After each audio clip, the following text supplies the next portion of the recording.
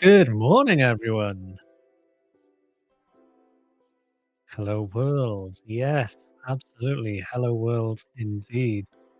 Good morning. Good morning, Francisco. Good morning, Tyrone, Shazab, uh, Tanish, Harold. Good morning. Good morning. Good to see everyone so active in the chat already. Good to see you all. And yes, indeed, hello from the other world as well. So we are indeed streaming to a few locations, the GitHub LinkedIn page, the GitHub YouTube page, the Twitch page as well. So we've got a few locations to go and join in if you are interested. So yes, we are live in a few places. So thanks for shouting that out. Uh, Great. So we're already seeing we got folks from Chile in this morning. Wow, that must be kind of early this morning. Greetings, fellow life forms. Hello from Berlin in Germany. Excellent.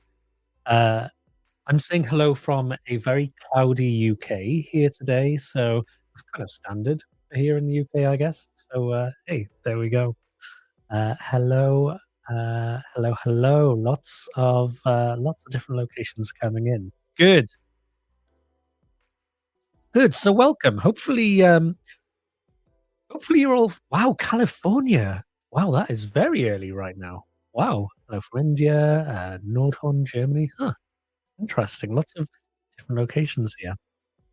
Good evening from India. Excellent. Good. Well, hopefully you're all in the right place. So we are here, of course, on Rubber Duck Thursdays, where we just come together just to hang out, go and talk about some of the latest things going on, going to go and build some fun things as well, and just kind of a relaxed kind of hour or so that we just get to hang out together and talk about dev, talk about GitHub, and yeah, just go and build some pieces here. So we'll jump in a sec. For anyone who doesn't know, we've been building a GitHub CLI extension over the last few weeks. So I know some folks will be kind of repeating and joining us. Some folks will be new, and that's absolutely okay. We're all here to learn, and we're all here to try out some new things. So you're all very welcome to join us here today. So Reading, UK, cloudy, Papua New Guinea, hello from Nigeria, Poland, Pakistan, India. Wow, lots of locations here. Indonesia as well, I think. I don't know if I mentioned that. Excellent. So thank you all for joining here this morning. So I figured we'd do something a little different here this morning, and maybe we'd go and try a couple of new things out because there's lots of news, there's lots of things going on. So maybe let's just start with looking through a couple of things going on and then jump back into where we left off from last week, talking about the GitHub CLI and building some games. So I'll kind of update you where we are with that. So let me bring up the screen here, and I want to just show you something a little bit fun which is going on at the moment as well. And let me bring up the banner here as well on screen. So aka.ms/vday 2025 RDT. Our folks in our community team and some of our developer relations team as well are having a little bit of fun and making some poetry. So you can write a Valentine to a GitHub user, to a feature or a project in the comments on this discussion post. And what they'll be doing is the kind of top 10 favorite submissions will receive access to GitHub Spark during the technical preview. So submissions are open between Monday, February the 17th and open through till Monday, February the 17th. So you can do that from today. The winners will be posted on February the 19th. So you've already got a few fun things in here. People, of course, using things like ChatGPT, you're the commits to my heart, the pull request to my soul. Very, very, very deep there and meaningful. We've got a few different examples, some that have come from support of GitHub Copilot as well. GitHub Copilot having a crush on the GitHub community. And of course, Frank, who is a regular viewer of this show as well. So Frank, if you're listening, good morning. who, of course, is on the team that maintains Home Assistant as well. And I love I love this one. It's very cute. So lots of great examples here. And of course, we had to put our own in as well. Where is it? Here we go. Roses are red, violets are blue. Rubber Duck Thursdays are for devs like you. We'll build our extension for the GitHub CLI and hope to see green passing checks in CI. That is, of course, what we all aspire for as devs, right? Is green passing checks in our CI. So if you want to join in the fun, aka.ms/vday 2025 RDT, so you can go and check that out. And there is actually a great question in the chat. So let me just go and bring that up, which is, hey Chris, what exactly is GitHub Spark? So, oh, there we go. I'm back. So what is GitHub Spark? Let me go and bring that up on screen here as well, and I can show you what it is. But GitHub Spark is a project, an experiment which has been released by our GitHub Next team, and it's kind of like an AI environment where you can go and use your prompts to go and generate micro apps. We call them sparks, effectively. So here we go. Let me go and just reshare my screen. Oop, there we go. I'm going to make that full screen here as well. So you can see, for example, here are some of the sparks that I've made before. And one of the ones that I made was a podcast timers app. And does it still work actually? Maybe it doesn't. There we go. It does work. Awesome. Um, so the idea with GitHub Spark, and you can kind of see from the history here, is you can make an app from natural language. So you can see from the very beginning a countdown timer app when a user can save multiple name timers. The user should be able to start, pause, etc., and kind of iterating on what that app is going to be. Um, and when I go into full screen mode, there we go. You can see that there's a number of different timers that I've already kind of made here. So because I do things like the live streaming, podcasting, and stuff like that, um, I figured this could be kind of just a little helpful app for kind of people to go and use and build. But one of my favorite things about Spark is that you can even use AI inside of those apps as well. So, as an example, one of the features I added was a way to describe the timers you want to go and add, um, and then it gets added through natural language. So, rather than me going, let's add an intro of like 2 minutes, for example, I could say something like, add an intro of 2 minutes, um, 3 sections of 10 minutes for deep dives, and an outro section for 5 minutes. Hopefully, the magic being well, there we go. We got our intro of 2 minutes, deep dive section 1, 2, and 3, all of 10 minutes, and then our 5 minute outro then as well. And all of that, was done using kind of the prompt there and iterating on the prompt on the left hand side. And then some later kind of script changes then as well, you can see in that history. So that's what GitHub Spark is. It's this environment where you can go and make these sort of micro apps. So we did one for like UTM links. I've got a family travel app as well, where we kind of track where we've been, how we kind of rate the places. You can give them a comment and things like that as well. Switch between a map view and a list view there as well. So yeah, it's a pretty fun little experiment that the GitHub Next team are working on.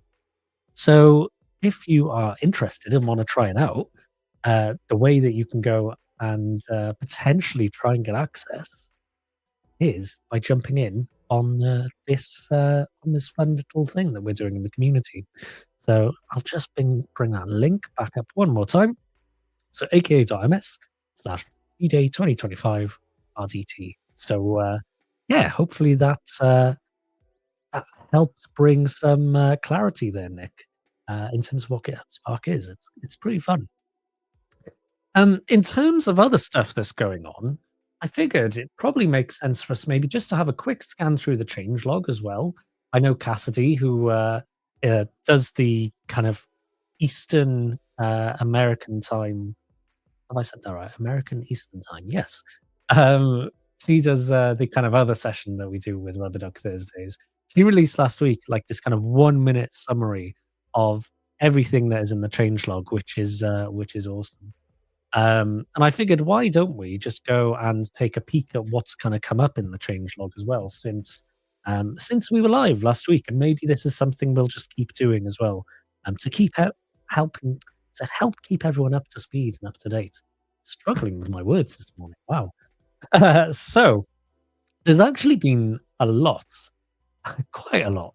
I think we covered it last week, but Gemini 2.0 Flash was became available to Copilot users in public preview. But then after we streamed last week, there was a big, big update for Copilot and Visual Studio Code. So Copilot Vision, like being able to put an image into into VS Code, and then Copilot is able to understand that. Agent mode, next edit suggestions, and more as well. So there was a lot that went in there.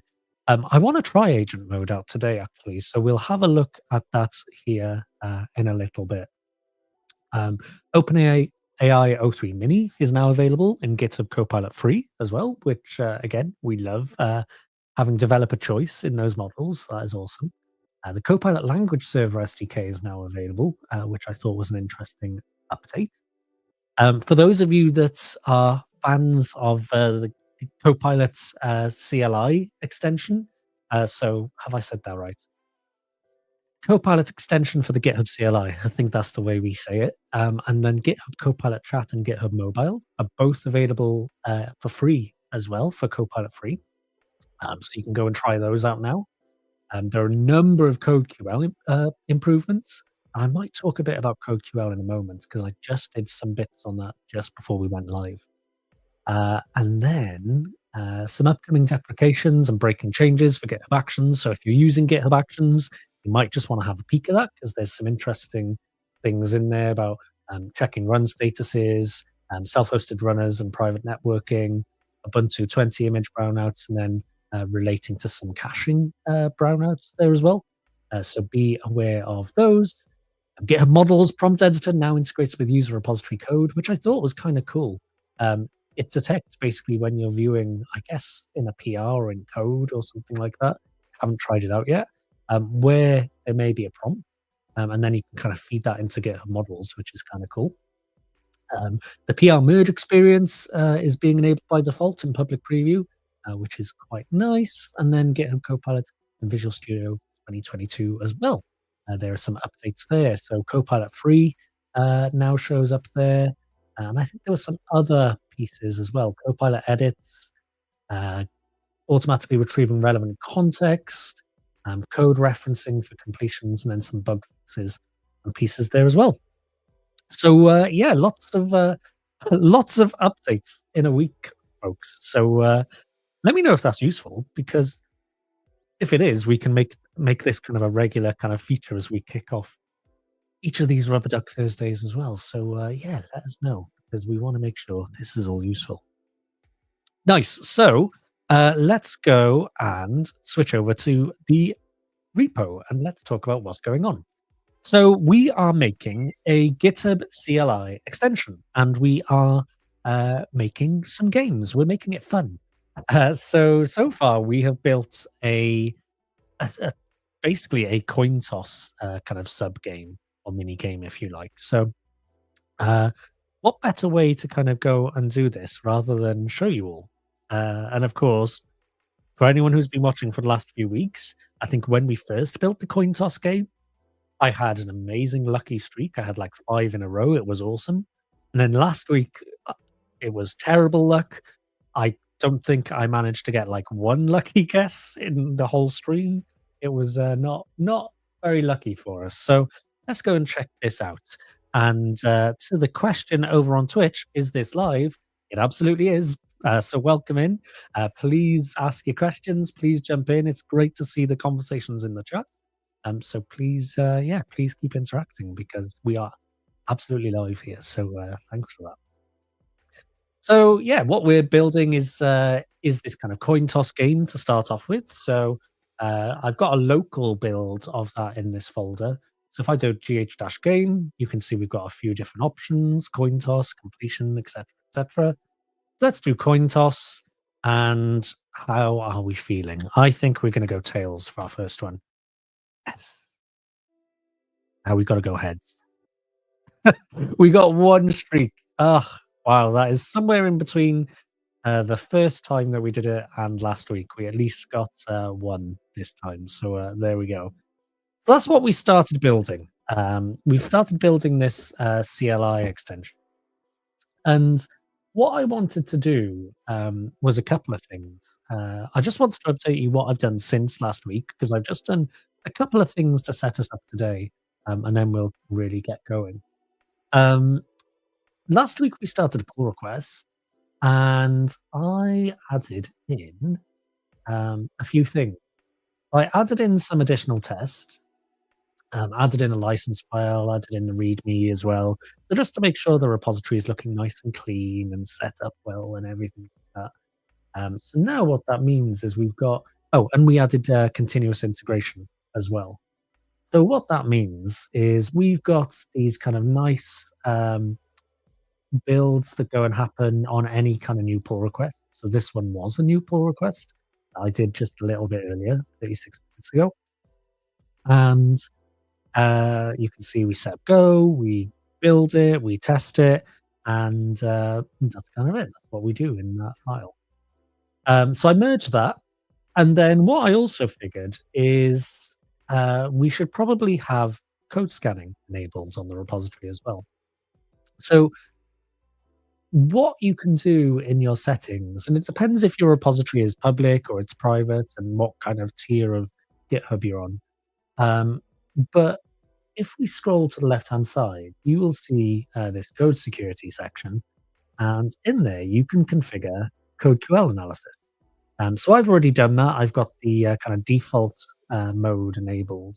So what it will do is it will, on a push to main, and pull request to my protected branches, it will go and run the kind of code QL scanning. So code QL is effectively there to kind of scan the code and look for those potential kind of security issues that might be in my code.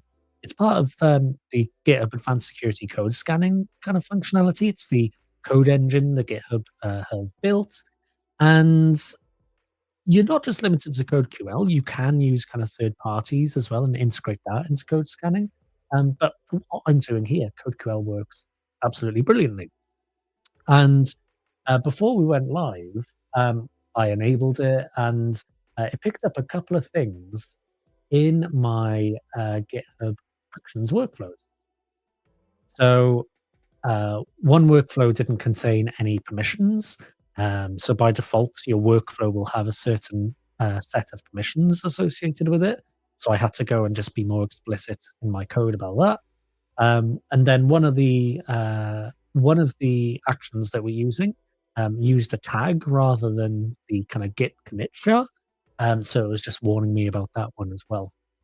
And these are both now available as part of those updates that we just saw. Where is it? Where is it? Where is it? Boo, boo, here we go. This code QL one. So it just came out in this update. So you can now scan for GitHub Actions in public preview. So yeah, I thought I'd go and fix those before we come live on the stream. So added in this additional pull request, which fixed both of those there. So adding the permissions and being explicit on the git commit jar as well. And that's really what has changed since last week. So yeah, I guess what I figured we would do today is maybe continue on and build something else. Maybe build some additional games as well. So would love to get a sense from everyone here who's on the stream right now. What should we build? I was thinking of something like tic-tac-toe. It's kind of visual. It's kind of a different one than heads or tails to go and try out, like a coin toss. But what are some of your favorite games that we could go and implement in the CLI? Because that's the thing we've got to think about here as well. Something that we can go and interact with in the command line. And yeah, I've been trying to think through some different ideas, so would be curious what you all think. Thinking tic-tac-toe as well? Good, okay, so we're kinda mind melding, which is great. Uh, so that's, a few votes for tic-tac-toe, good to see. Okay, so let's go and do that then. And what I'm gonna do is I'm gonna jump across to my Visual Studio Code insiders. So, in fact, before I do that, actually, let me just jump back to the Copilot update from last week. Kind of explain why. So, here we go. So, I want to talk about agent mode. And agent mode is this new thing that we released last week. And it's available in Visual Studio Code Insiders. So that's why we're going to go and use VS Code Insiders. And then you can enable and opt into that experience with this kind of uh, setting here, this kind of extension setting here. So I've enabled that already in my VS Code Insiders, and there's some tips and walkthrough on how to go and do that as well. But what agent mode does is if you're familiar with Copilot Edits, Copilot Edits is able to kind of take your prompt as natural language and go and make the changes into the file. Agent mode takes that to another level and it's able to go and iterate on its own code. So it's not like a one shot. It's able to go and identify and fix errors, execute terminal commands, for example, and it has this kind of self healing capability as well. So if it detects the error, it will then go, I need to go and fix that. So it's kind of cool. So I figured that tic tac toe could be maybe an interesting one for us to go and build and with Copilot Agent. So let's go and try it out. I think. So we'll go and jump across. So here we are in VS Code Insiders, and I'm just going to close the terminal and open up the Copilot chat pane. And we get to Copilot Agent mode by clicking in Copilot Edits. You can see we've got this new drop down here. We've got Agent and we've got Edit. So we've got a few different models we can go and select from.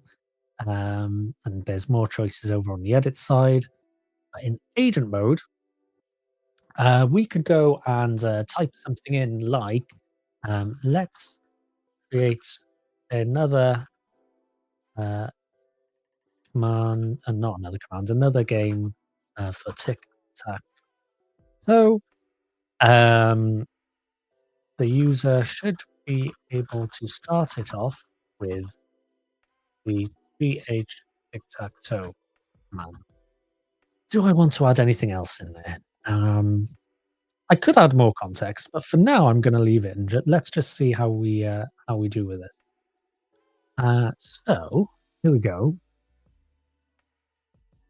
Let's first analyze the existing code base. Good. So first, just starting off by searching the code base for how the other games have been implemented. So using that as some context. And Rohan has a question here, actually. So, does it affect one file or multiple files at a time? It can impact and change multiple files as well. So, we should see that happen in just a moment. So, here we go. So, it's creating this internal tic tac toe file for us. So, for anyone who's maybe not a Go programmer, when you're building command line apps with Go, the convention is to have a CMD file and sorry, CMD folder, which is like the kind of presentation layer and the commands that you can run. And then the internal or the PKG folder is like the kind of the behind the scenes implementation. So you can see what it's done here is it's implemented the tic tac toe internal piece for us. Now it's implemented some tests and it's gone and built that kind of CMD entry point for us as well.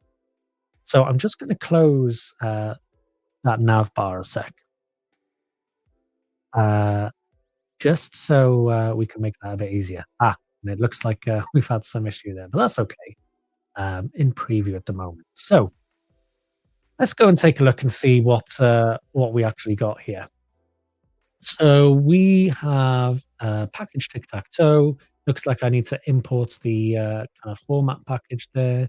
We've got this user prompt, and this is really the behind the scenes of how the game should work. So we've got a new game. There's a board. The current player is X. We can make a move. We can get a winner. It's checking diagonals, checking columns, it's checking rows. Makes sense. Checking if the board is full, so if the game is over. And something about converting it to a string. Converting the game boards to a string there. So that could be maybe a bit clearer, I think. Switching player, so alternating between the two players, getting the player moves. Okay, seems reasonable, I think, that one. Let's have a look. So in the root, we are adding the command, which again looks good. And then this is actual uh, the actual entry point. So tic tac toe. We can play tic tac toe. Start a game where X and O takes turns to play. Looks good, and it's kind of implementing the game logic here. Um, in terms of like that game loop, which is okay. Um, Maybe I would have personally put it into the internal, perhaps. But again, that's something we can refactor. But looks okay. And then tic tac toe test. Looks like there's some mocking going on in here as well. So we'll go and have a look at that in a moment. We've got a mock prompter for selecting answers. So we'll have a look at that in just a moment. Test new game, test make move, test get winner. Okay. And test is board full. So we can see how it's gone and written some tests there for the methods that just got written by the Copilot agent mode as well. So let's go and accept that for now because they generally look okay. I expect we'll probably need to make some changes because it looked like we encountered kind of issue at the end. But looks okay.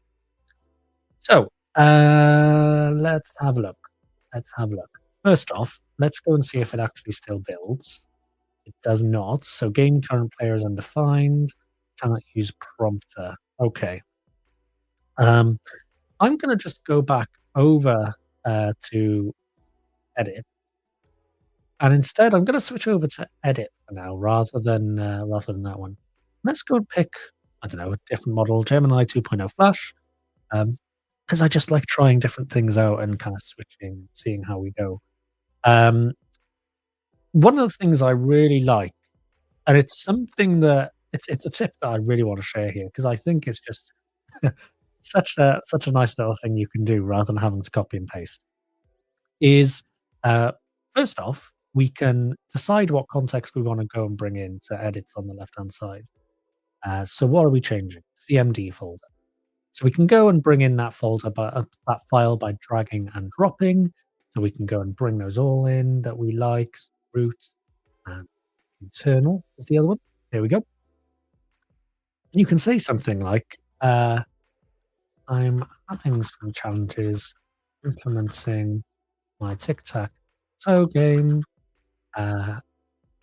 These be the errors in, and then you can reference the things you've selected from the terminal then as well, which I just think is really nice. So there we go. We can see it's read the terminal selection.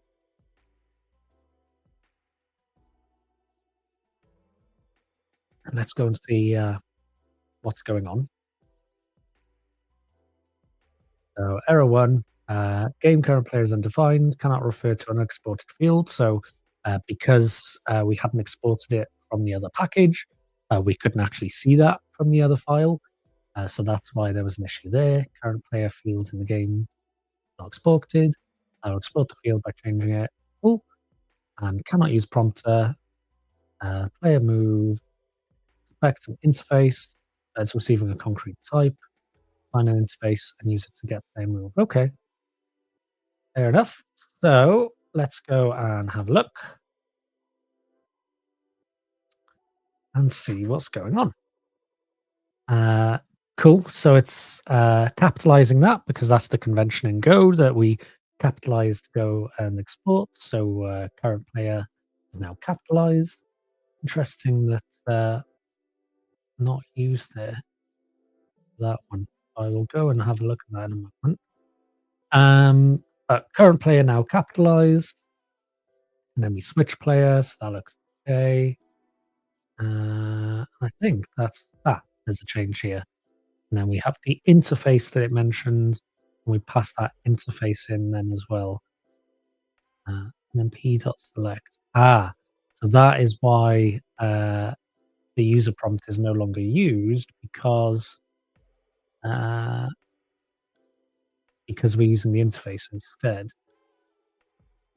But where does it get a concrete implementation? I don't think it does at the moment. Okay, so that's maybe something to go and look at. Oh no, because we pass it in. That's what we do. We pass it in from the CMD, so from the entry point. So actually that looks okay. It looks like I think it should work. Famous last words, of course. How many times have we all said that as developers? We're making our changes and we go, right, I fixed this bug. This time it should definitely work.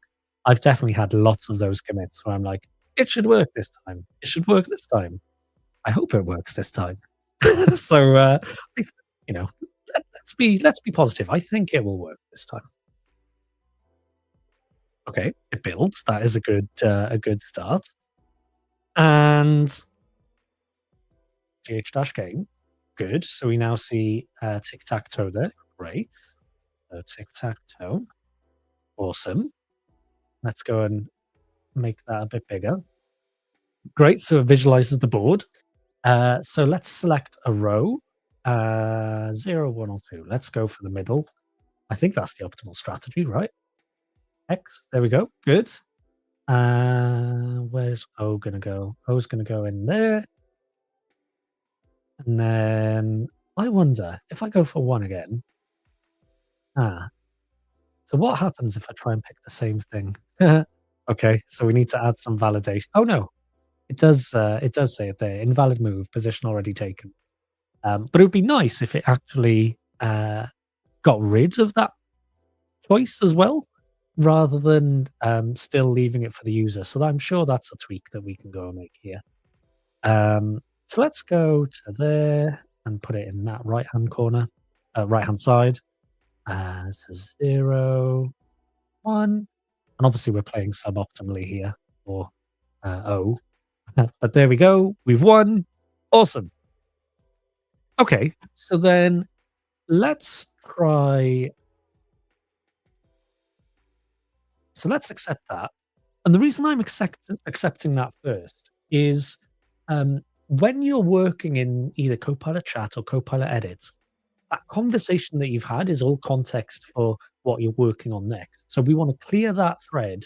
We want to start afresh because what I was working on is kind of different to what we're going to be working on now. So I'm going to go and add. Oops, no, I'm not going to do that.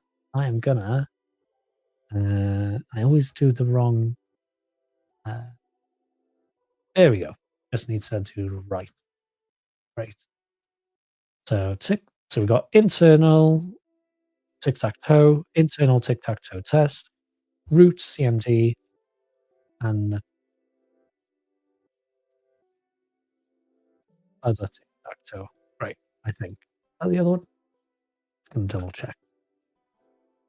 Yes, this is the CMD vid, but just to be explicit, there we go. I can see all those. Cool.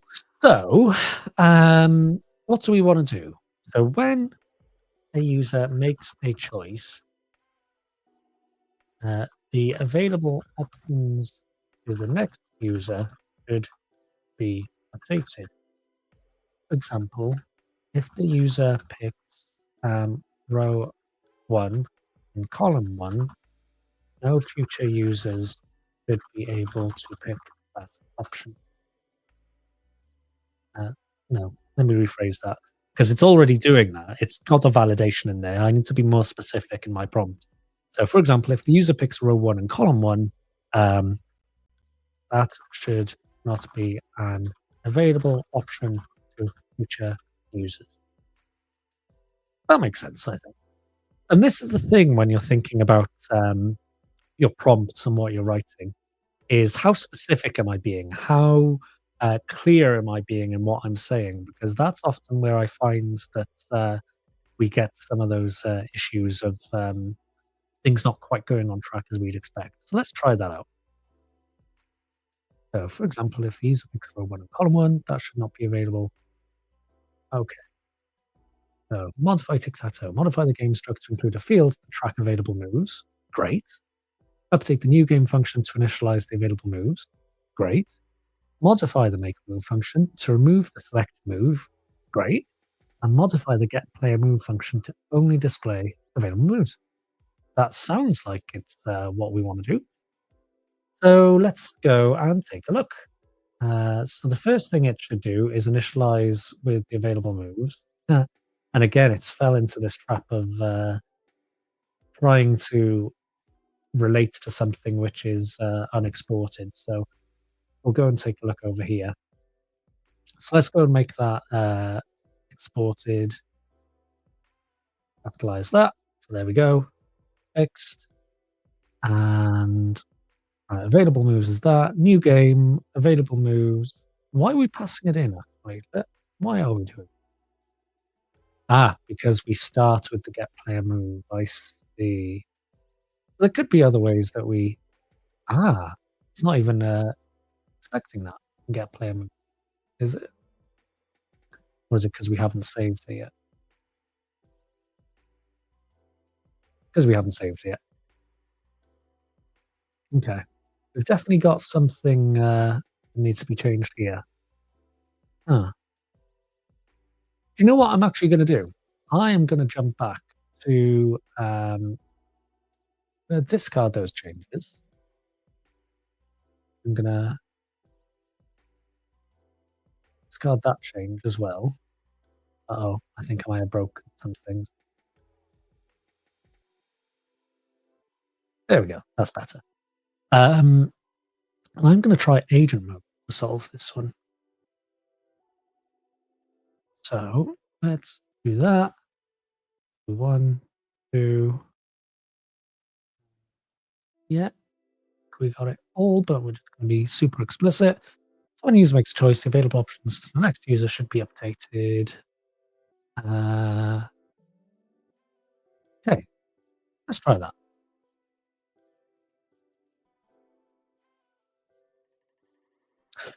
So question, is this only live or can we have the recording? So, because this is streaming to LinkedIn, to YouTube, to Twitch, the recording will be available on the YouTube channel afterwards, and I think it's available on LinkedIn as in the event as well.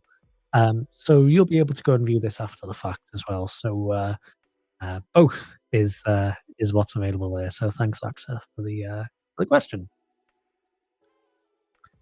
So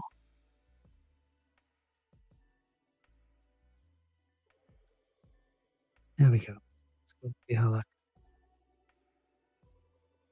I understand you want to update the available options in tic-tac-toe, so the players can only select permissions that haven't been taken yet. Let's modify the code to implement this functionality. First, let's look how the game currently works. Get player move function currently always shows all options, regardless of what's already taken. We need to modify this to show only available positions. I'll update tic-tac-toe profile, add a method to get available positions, and modify the get player move. Right, so it's gone and done that first piece. So let's go and see what it's changed there. Just added the format package. It is getting the available rows, and that's kind of the initialization step, I guess. They'll start with everything available, maybe. Oh no, sorry, it's just iterating and yeah, it's checking if the board is blank effectively. So when we pass in an empty board, that is exactly what it will do. The results. It's then removing if it's available, it's appending that to list of available options. Got it. Then get available columns. Okay,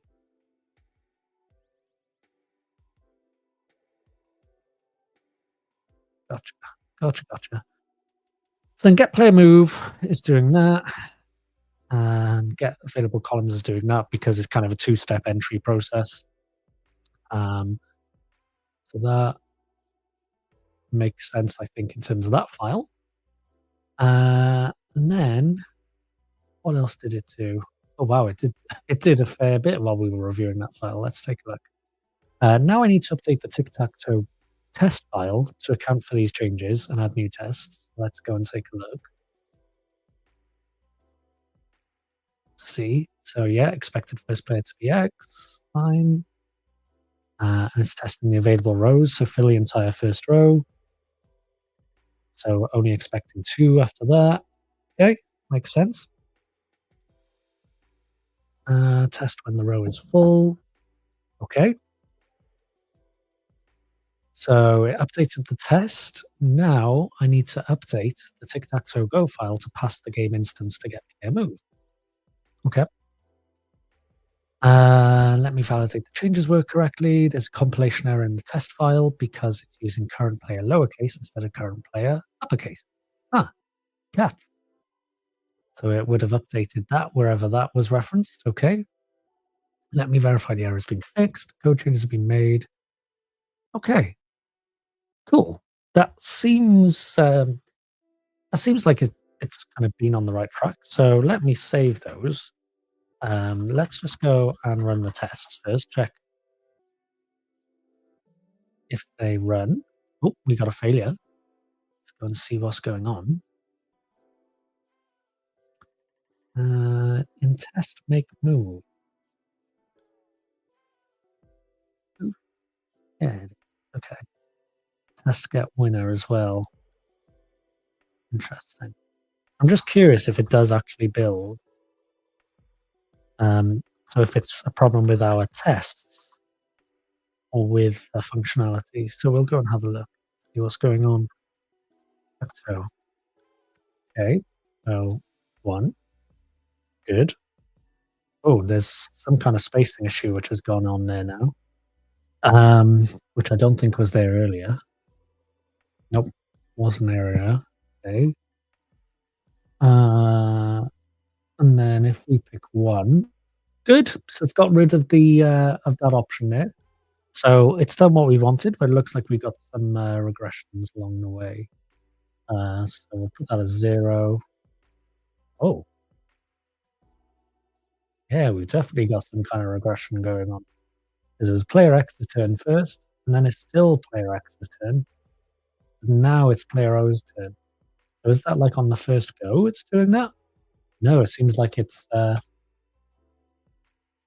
ooh, something is huh, what is going on there? Interesting.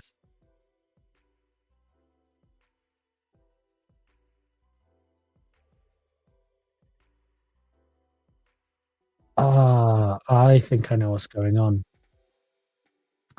It's because I think it's mapping the index behind the scenes.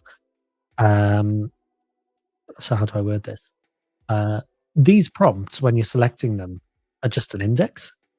So whilst there's like a string there of like a 0, 1, or a 2, or like an option I see as a user, I think what's getting passed behind the scenes is the index of that option. So like we could pick 0, 1, or 2 here as an example. Um, let's do this one. So if I pick 2, it's actually picking 1, right? So if we go for row 2, so which is that bottom row, uh, in reality, that's picking index 1 of that list. And because that's already full, it's not a legal option, right? It's an invalid move. Whereas if we go for 0, it's okay. So there's a few weird things going on here, actually. So um, it looks like there are a few issues with the implementation. One, um, Let's see. So, we have got, uh, when the user selects an option, the index of the prompt is passed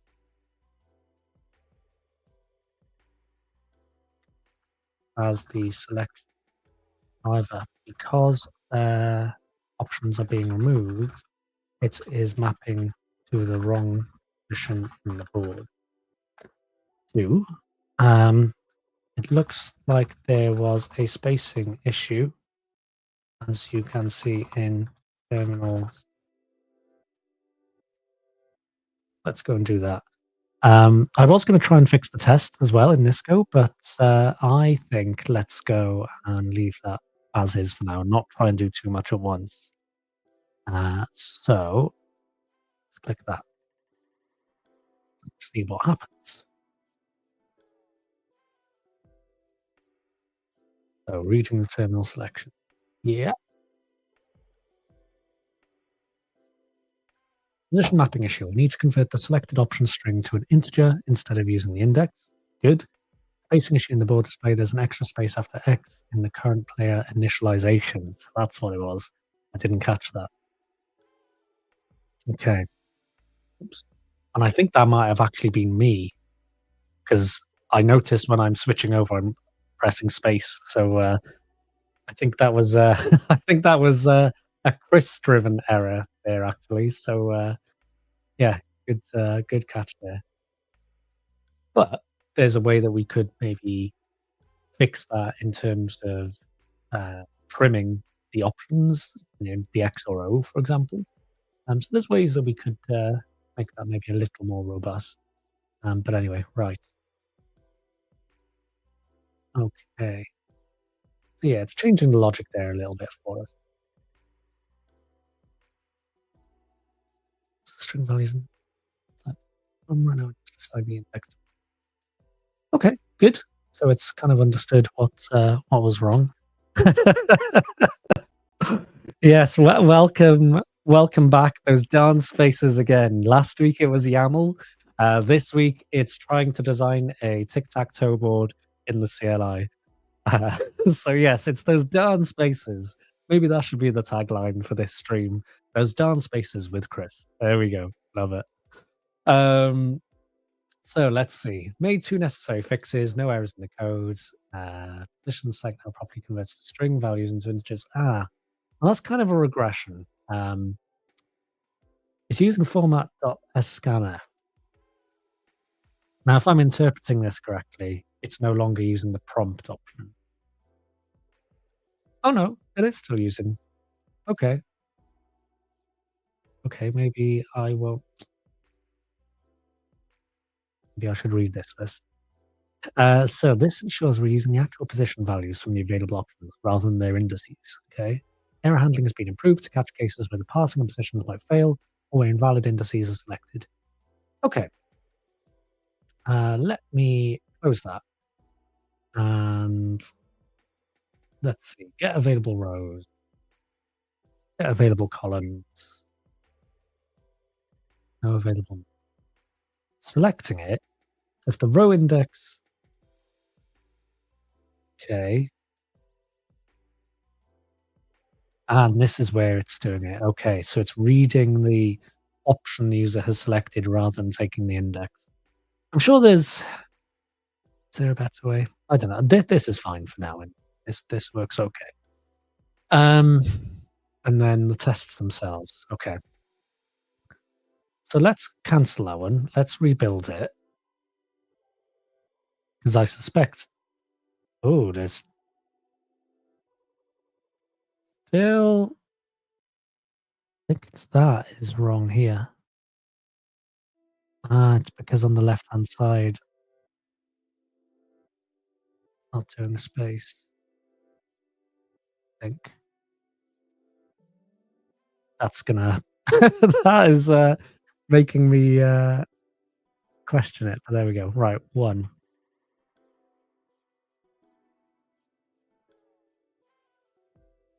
I I don't think it's.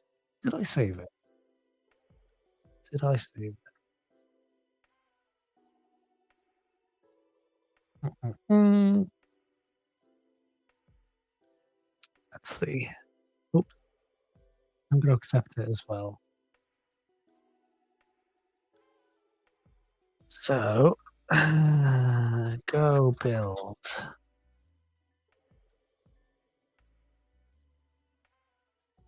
Let's try it. 0, 0. Oh, that is definitely not what we wanted to do. At least it's switching between X and O properly now. Invalid move, position already taken. Right, okay. There's something definitely flawed with the logic going on here. Let me go and undo that. Rubber duck icon is so awesome all over the screen. Yes, we think so as well. And do you know what? I'm also going to add another rubber duck because I don't think we can have too many. Oh, there we go. One more rubber duck just so we can have it there as well. Ah, hey, McNuts. Welcome, welcome, welcome. Good to see you back. Hope you're doing well. Let's see. Let me think. Um, so remember what I said last week about kind of the rubber duck debugging and the fact that I kind of use chats for that rubber duck debugging. Um, I think I'm going to go into that mode rather than edits because there's something, yeah, something in there that needs to get resolved. So let's just try that.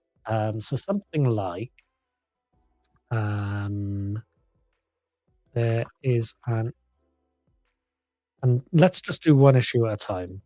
So there is an issue with the uh, selection logic for a user. Doesn't seem to be correctly mapping from the user choice to the board. Can you help me identify why that is? And I'm going to use O1 because it's one of those more kind of thinking problems. And I'm going to give the explicit files that it needs. Boo-doo-doo-doo-doo. So test that. That. Let's get rid of that one. Let's try that out.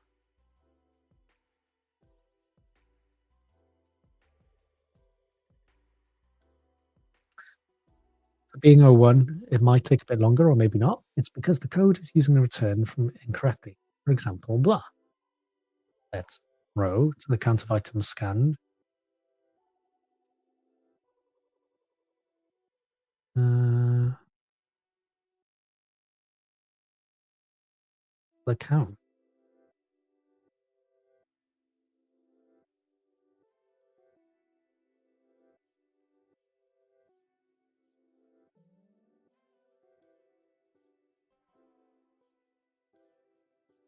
Hmm.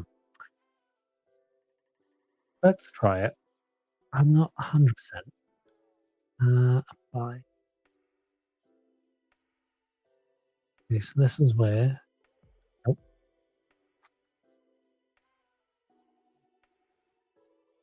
let me see. It'll be in here. Okay, but then we don't. I think I understand what it's getting at. Okay. So let's try that. I think it's kind of piping it out in the other way because of this ampersand here. So 1 and 2. Nope, that ain't right. That ain't right. Hmm. Okay. I'm just gonna go back and start looking at this here. So let's see.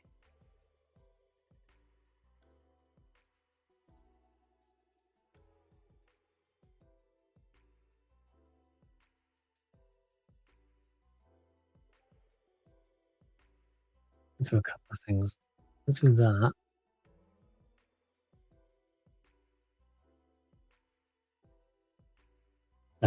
let's put that back. Uh, if we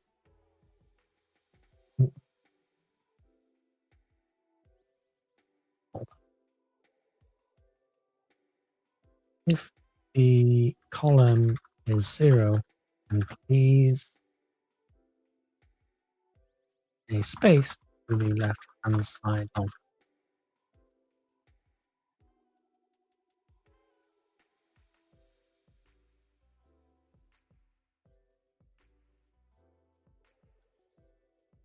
the just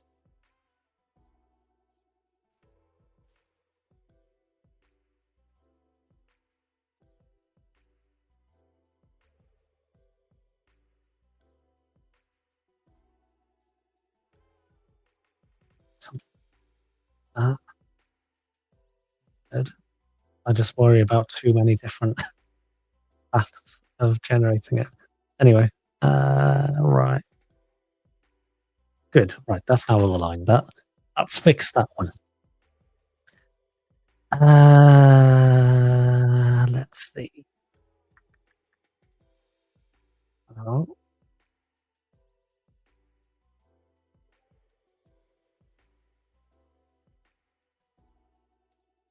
yeah.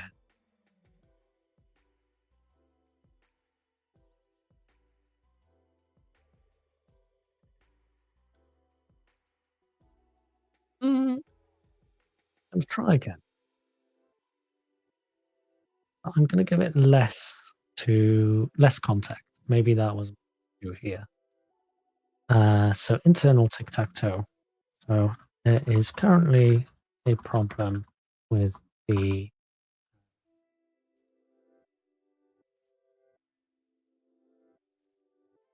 let me try this. Rather than talking about the problem, I'm gonna try no, just do that. Feels this way. Yeah, that's true. I just kinda like how it looks with the spaces. I worry if there was no space, it might be a little bit cramped, you know? Um, I kinda like that for now, but it's we could, get rid of the spaces in a little bit maybe. That's true. Um, let's see, let me think. I wanna just talk about the end state that I'm trying to reach here. So, um, the logic for selecting a choice is currently full, and I need your help fixing it. Uh, this these are the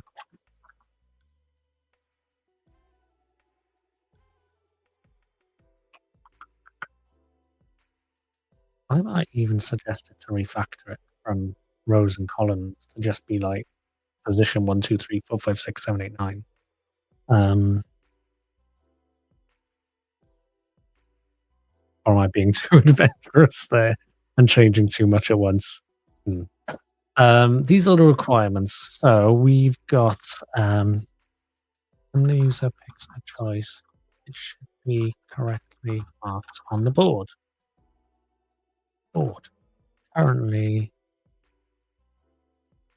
choices are not correct. That makes me sad. Two, uh, when the user picks a choice, that choice should be restricted in future choices. For example, if I pick 1 as X and O and I cannot, then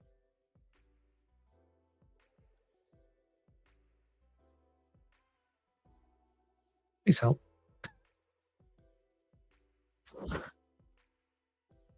Let's see.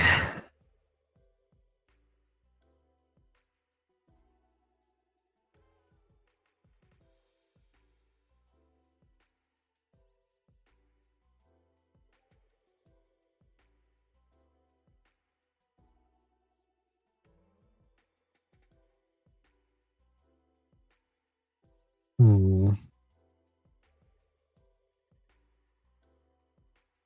Oh, in fairness, I did only update the row, didn't I? I didn't update columns as well. I think that's maybe where the problem's coming in. I'm thinking it in terms of just absolute positions rather than rows and columns. And maybe I've updated half in one place and not in another. Right. 1, 0. Good. 2, 2. Good. 1, 1. Good. Naught, naught. Cool.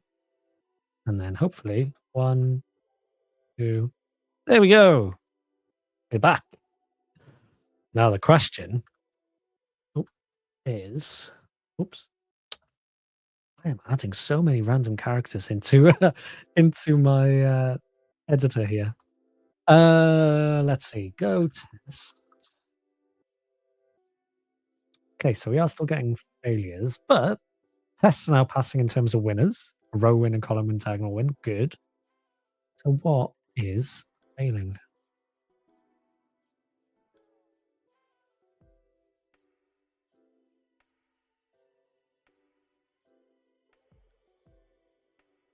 Let's get player move.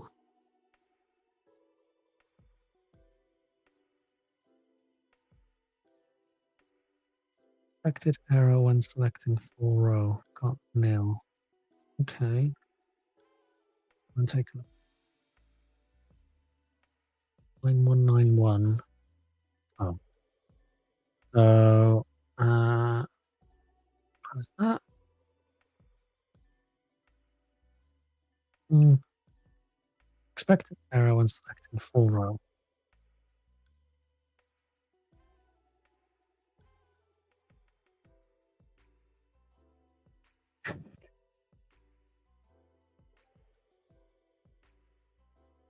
I'm wondering if the test is the failure here, because get player move, like that nil seems kind of right to me that there's no more moves available. So I just think the test is wrong there. Get player move. I'm gonna make this a bit a bit clearer to read in a moment. But yeah, rows. Da da da. Row index. Da da da.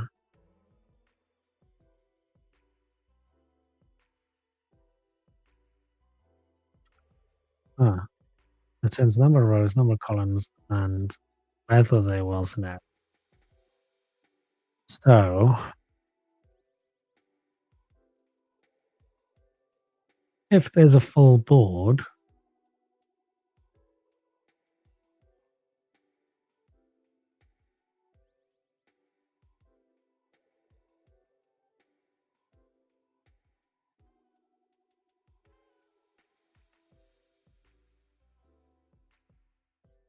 yeah,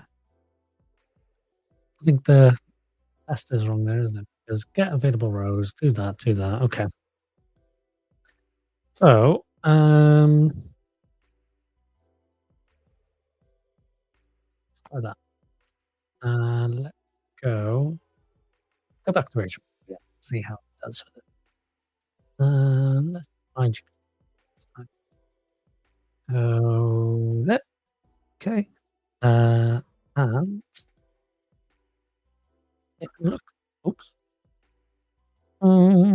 it looks like an error in terminal.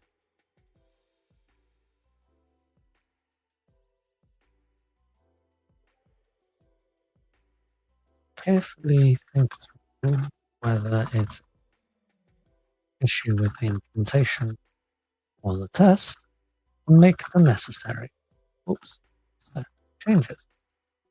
Go.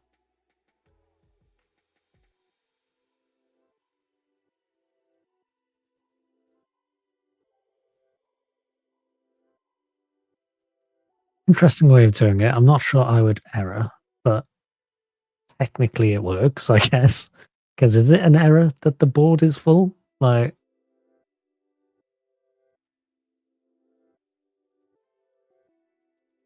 um,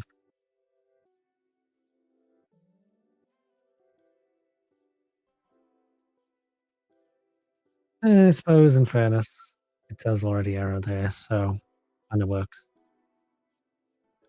Uh,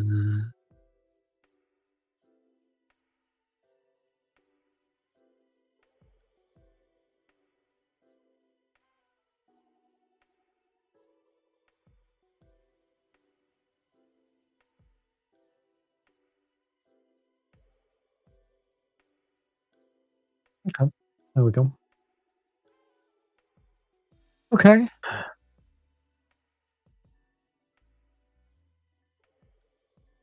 That works. And I think the one thing I want to do, can I use Sonnet since it's better at coding? Well, yeah, I mean, different models have their different strengths, and that's why I kind of been switching between the two just to kind of test my own kind of usage of them and seeing how we get on with them. It's an interesting question. What I am going to do is I'm going to switch back to edit and I'm going to add the tic-tac-toe internal implementation, probably the CMD as well, because I suspect, you know what, I'm going to add all.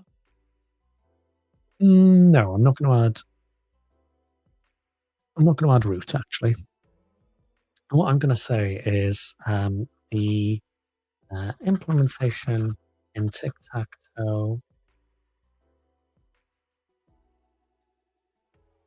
is difficult to read.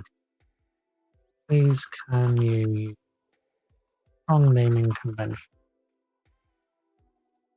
improve the overall readability of the code? Um,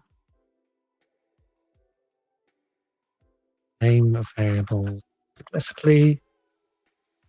Don't use like A to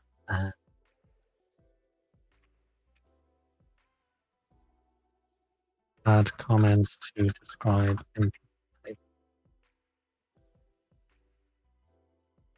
by certain given way. Free use code document other conventions for Go. There we go. So let's try that. That looks okay. Let's try it.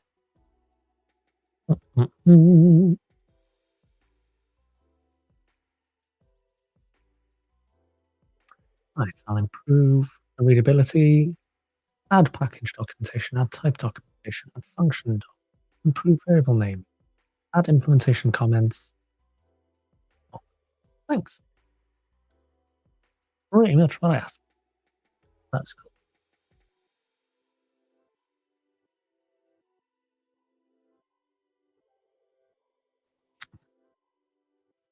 Yeah.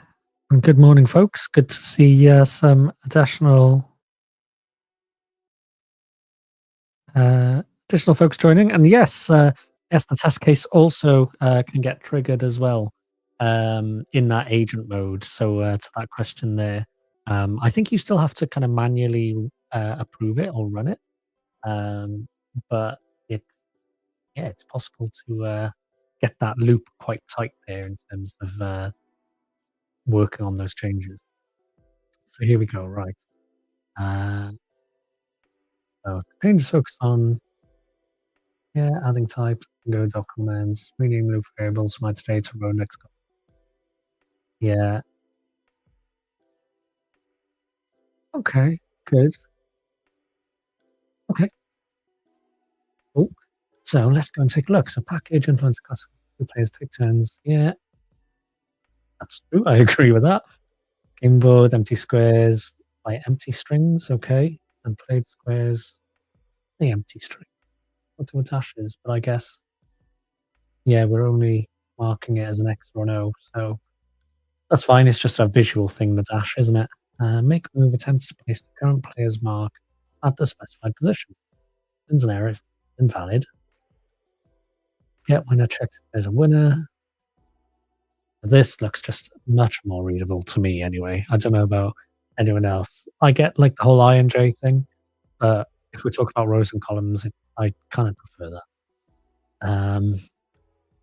Okay, looks good. Diagonal. I'm sure there's a way we can refactor this as well to kind of um, check for a win. Is board full? Yeah. Okay, so it's checking if there's any any empty strings, in which case return false. String returns a formatted string. Got it. Got it. Got it. Got it. If it's empty, just put the dash in place. Nice.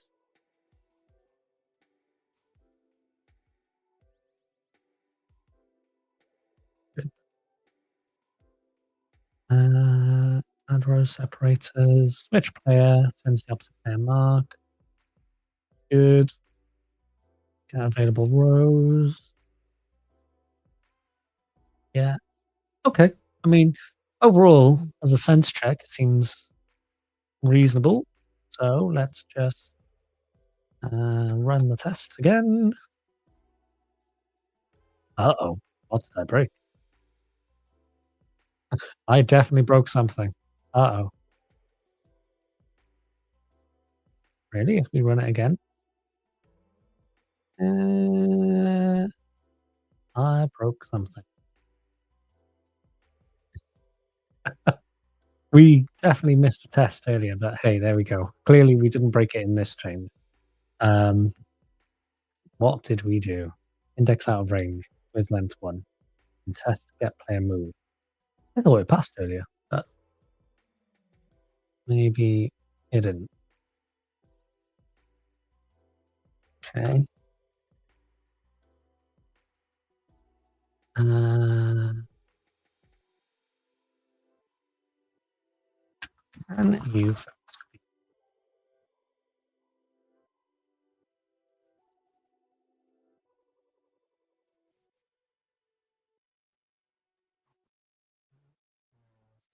so go, go. So this is what I was just explaining about. It asks you to run the test. So yeah, continue that. So then it's gonna look at the tests and say, right, analyze the test, relate to the code, understand why it's failing. Test is checking the get player move function, tic-tac-toe package. In the test case where the row is full, the test expects error when selected for, but we need to make sure the logic properly answers this case. See, there's a failing test. Looking at test case, when we try to select a full row, we expect an error, but might not be getting one. Always row that has no available columns, we should check this earlier in the process.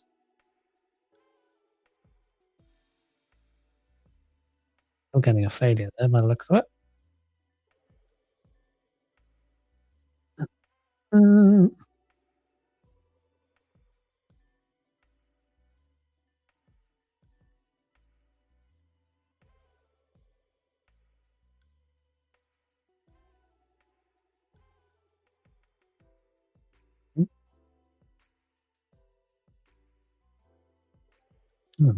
that again. Not to worry. I think we're probably running out of time anyway, so maybe it's something we can continue next stream. Yeah, there's still facing issues. Never mind. Never mind. Um, so we've made some good progress though, because if we think about it, before we started, we didn't have um, any kind of tic tac toe game, and we've just started trying out some of these new tools like agent mode in Copilot. We've been using a bit of Copilot Chat. We've been using Copilot Edits. So we've got tic tac toe. We've got that kind of prompting setup as well. We reduced the options for the user, fixed some kind of UI weirdness going along the way, which admittedly I think I was the one who added that. Some bugs along the way as well, and have one last more to go and fix. But there was a question before we do kind of finish up for today. There was a question about what this extension is and what we're building. So we are building a GitHub CLI extension. So gh-game. And actually, I did make a release earlier today. So it won't include the tic tac toe stuff yet because obviously we haven't been using that yet. But we can go over to our terminal as an example and say gh extension install Chris Reddington slash game. Boop, boop, boop. Give me a moment. maybe. Did I type it right?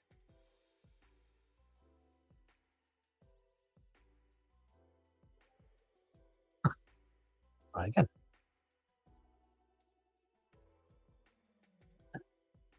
Rotate extensionless.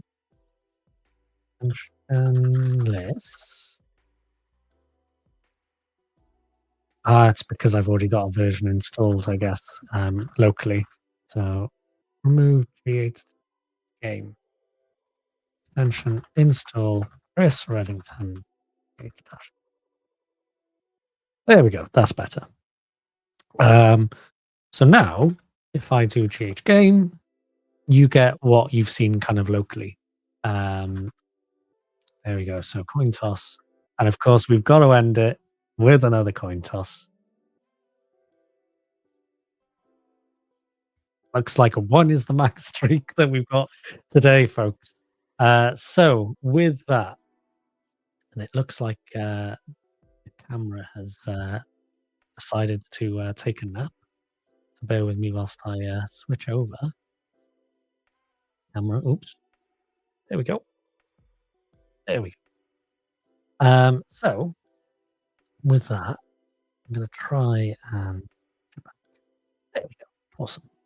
Um, with that, we have yeah, you can go and try out the kind of game CLI extension as well. So please feel free to go and do that if you're interested. Of course, if you want to go and contribute as well, um, you're welcome to do that.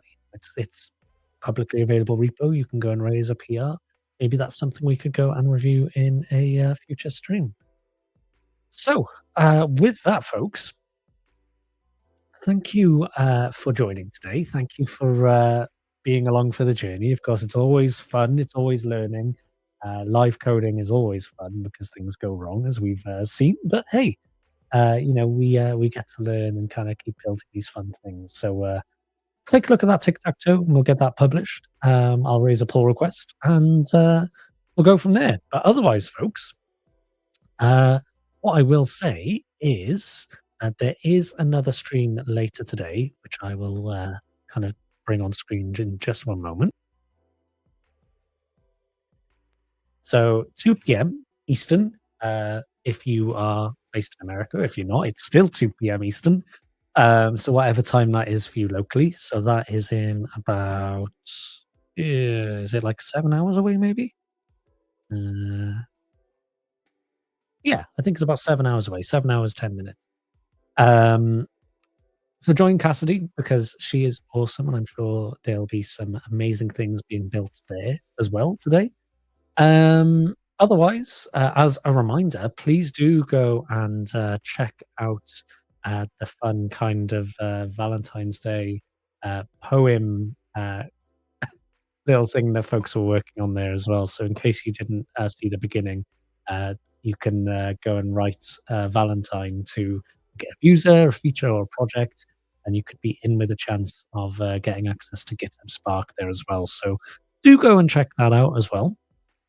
And otherwise, I think Open Source Friday is on tomorrow, so go and check that out. And otherwise, we'll be back again same time next week. So please do come back and join us then. Until then, thanks, folks. Have a great day, and we'll catch you very soon. Bye for now.